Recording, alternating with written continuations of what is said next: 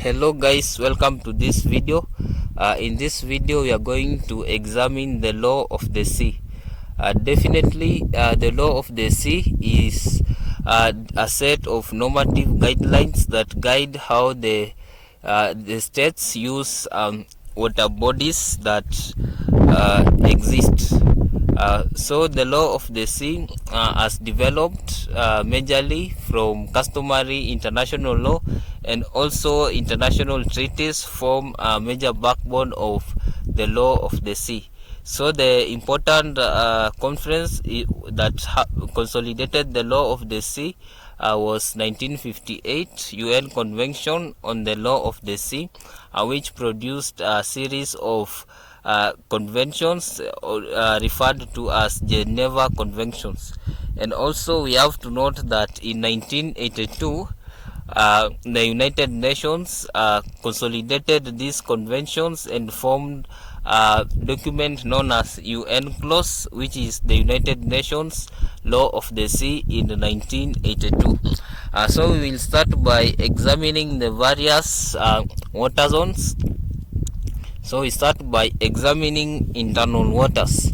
Internal waters, these are water bodies that are within the territorial envelope of a state. It includes bays, harbors, lakes, and rivers. The state exercises full jurisdiction on its internal waters. Let us proceed by now examining the territorial waters. First of all, before I describe to you the territorial waters, I would like you to understand the concept of baseline. Baseline is the lowest watermark seaward, actually to the advantage of a coastal state. So let us now examine territorial waters. Territorial waters, these are the waters that lie within 12 nautical miles from the baseline. All the resources within territorial waters belong to the coastal state. The coastal state exercises full jurisdictional rights over its territorial waters. The next zone is known as the contiguous zone. This is contiguous zone is the next lies in the next 12 miles from the territorial waters. So in this zone, the state conducts a set of controls, including sanitary controls for health purposes, customs, migration, and fiscal controls. So in this zone, the state has limited powers. We now look at the exclusive economic zone. This lies between 0 to 200 nautical miles from the baseline.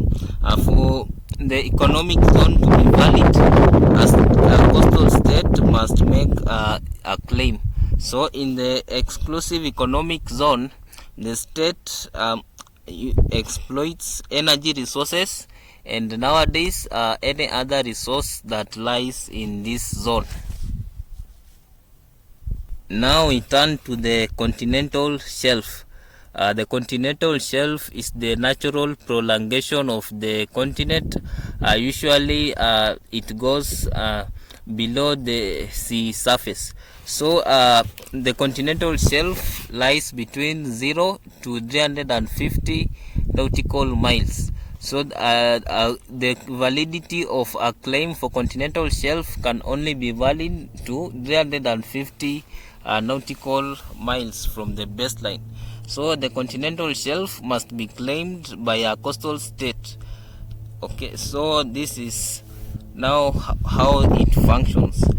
So the coastal states have a right to look for oil and gas in the continental shelf.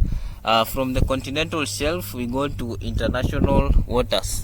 International waters enjoy what we call universal jurisdiction.